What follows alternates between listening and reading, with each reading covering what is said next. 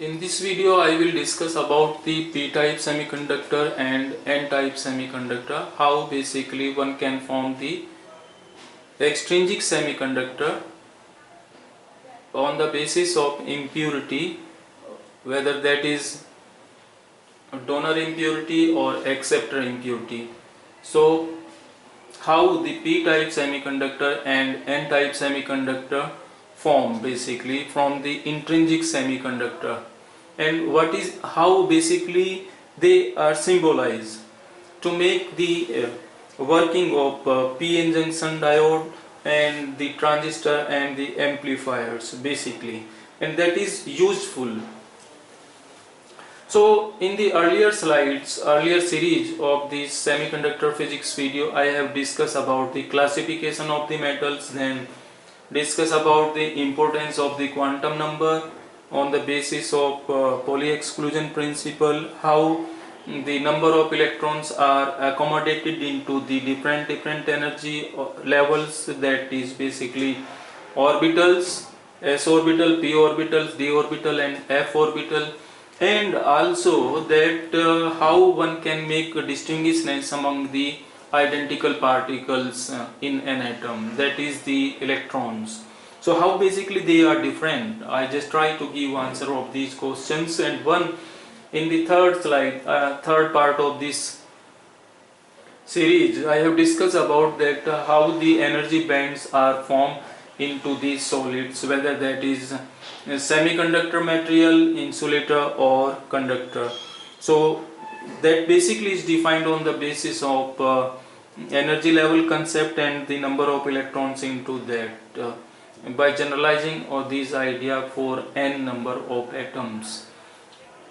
And now I'm making all these idea clear. Now the point is about semiconductor material, semiconductor physics, that is basically depends on the n-type and p-type semiconductor. And in this, as I said earlier, that I will discuss that when we adopt the impurity, whether that is pentavalent or trivalent, how that donor impurity level basically exists situated between these concept of energy band, valence band and conduction band. I will try to discuss that. So first of all, the basic atomic structure for the silicon atom.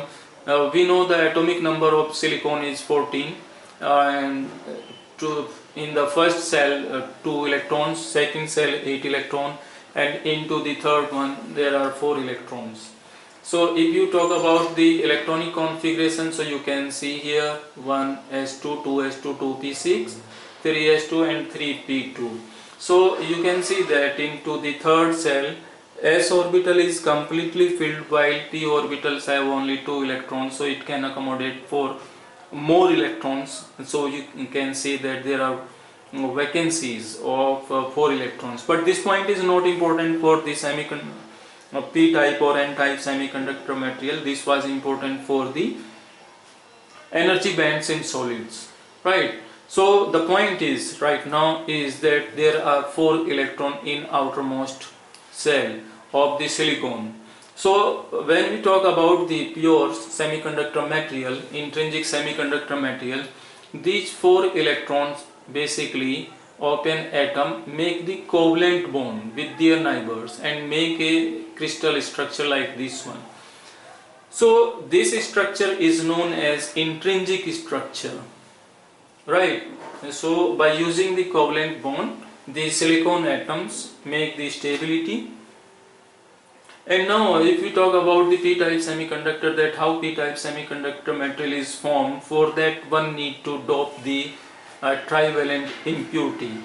Trivalent impurity means that atom basically, that element which have only 3 electrons outside in the outermost cell. So aluminum is such kind of materials which have the same properties of the silicon almost. So Z is equal to 13 is the atomic number, and 2, 8, 3, 2 electron in first cell, 8 electrons second, and third electrons are into the third cell. This is the electronic configuration you can see, but that is not important except to this idea that there are only 3 electrons into the outermost shell of the aluminum. So when aluminum atom is dropped into the pure semiconductor material, that is of silicon or germanium, what happens, this aluminum atom is basically situated at the position of silicon. It replaces the one silicon atom and the configuration develops like this. So this is the aluminum atom at the center, right? So there are only 3 electrons. These 3 electrons make the covalent bond with the neighbor, but we assume that there is a vacancy, and that vacancy also make the covalent bond with the 4th atom of the silicon. This vacancy have positive charge ideally, and represented by the letter H, that is basically for the hole. This vacancy is represented by the hole, and that here in this case represented by a circle, and the dotted blue dot represent to the electron. Aluminum here is acceptor impurity. So what will be the notation for this particular structure, only for this particular structure? That is basically is only one. This negative sign and with this circle. The complete notation for this structure is by this one. This negative ion and this hole is the representation of this structure, right? What represent this negative sign? This negative sign is for the acceptor impurity ion. Now let me know that you know very popular example of sodium chloride, NaCl. So Na, sodium have 11 electrons, 281, and chlorine have 287, 17. So here sodium is a donor, and that share 1 electron with the chlorine, and chlorine is acceptor. So donor always have positive charge because that is giving 1 electron to the chlorine, and chlorine accept that electron, and because of that that's have a negative charge. So negativity increase here, and in case of sodium there positive charge. So donor impurity always have a positive charge, and acceptor impurity ion will have negative charge. So here negative charge represent to the, this symbol represent to the aluminum. This is acceptor impurity, right? Aluminum is a acceptor impurity, and that is shown by this circle, that is the hole. So notation for this particular crystal structure is by this. Here this dark dot basically represent to this negative sign. And further, for a crystal, for the solids of the semiconductor material, the p-type semiconductor is represented by this box. Here negative sign and this circle, negative sign and this circle, negative sign, this circle. Each negative sign represent the acceptor impurity with the hole, and hole have positive charge. So majority charge carrier in p-type semiconductors, you can see here are the holes, and negative sign is only for the impurity, and these are stable. So charge carrier is represented by the hole, these circles. So this is the p-type semiconductor material structure. Now if we add pentavalent impurity into the intrinsic semiconductor material, that is for an example phosphorus, that have atomic number 15. So you can see here that 5 are the electrons in outermost shell, that is the third cell. So phosphorus have 1 electron extra, so this is the extra electron, right?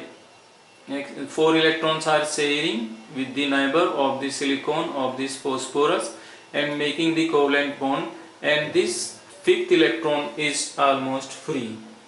In when you use the pentavalent impurity. So here this impurity is the donor impurity. This donor impurity can give this extra electron for the conductivity in semiconductor material. So this particular structure is represented by only this symbol. This plus sign represent to the ion of the impurity. Here this is the donor impurity, so positive charge, and this dotted basically dot is for the electron. So the complete symbol for this particular structure is this one. And if we talk about the n-type semiconductor material, then this box is the representation of the n-type semiconductor. Plus represent donor impurity electron, that electron is associated with that extra electron. So by this way one can define the, or one can explain the n-type semiconductor material. So this one is the exact information, symbolization of the n-type and p-type semiconductor. So if you are explaining the n-type and p-type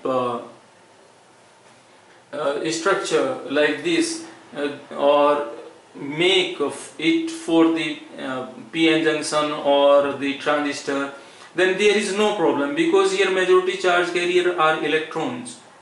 These positive and negative signs are only for the impurity ions, not for the charge carriers. Remember this point.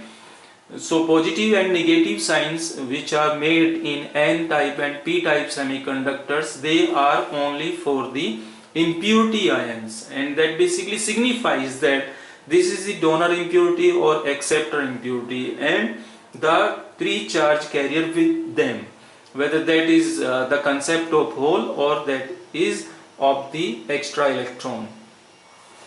Now if this idea is clear that this is p-type semiconductor and this is the n-type semiconductor, then there is no problem to understand the working of p-n junction, PNP transistor, amplifier, or whatever, the basic structure of the electronics basically. So here this is the basic idea of band formation in intrinsic semiconductor. So this is the valence band and this one is the conduction band at this energy scale, where central part represent the Fermi level. I will discuss about the Fermi level into the next video with detail. And this is n-type semiconductor. This is the top of the valence band and this is the bottom of the conduction band. So the blue color, this blue color line basically represent the donor energy level, and the space between the bottom of the conduction band and the donor energy level is almost 0.045 electron volt. That is very small. So at room temperature you can get this amount of energy. So donor energy levels means this, donor energy level means this structure, this electron, right? This electron is near about to the conduction band. So when you will give a small amount of energy to this electron, so it immediately jumps into the conduction band, and the electrons into the conduction band, right? They basically itself represent the good conductivity, and into the this idea is for the n-type semiconductor. So where the impurity energy level in n-type semiconductors lies, so that is near about to the conduction band, just below to the conduction band. Where the energy level, doping energy level, lies into the p-type semiconductor material, that lies near about to the valence band. This blue color line represent the accepted energy level, and the distance, the energy gap basically between the valence band and the accepted energy level impurity जो we have discussed here, the gap between them is very small, 0.04 electron volt. So in p-type semiconductor, you know, mm, hole are the majority charge carrier. Hole basically play the role of conductivity in p-type semiconductor, and in n-type semiconductor the electrons basically are majority charge carrier and they play the role. So in this video lecture I have discussed that how one can symbolize the p-type semiconductor. For one at correspond to one doping one doping atom, and then after for the complete crystal. And similarly for the n-type semiconductor, this is doping donor impurity, and symbolized by this plus sign, and dot plus represent the donor impurity ion and dot represent to the electron, that extra electron which have. And this is for completely for a crystal. And now bottom side I have discussed about the valence band, conduction band into the intrinsic semiconductors. Then after in n types and p type semiconductors, that where the impurity levels basically lies into the energy band diagram for the n type semiconductor and the p type semiconductor.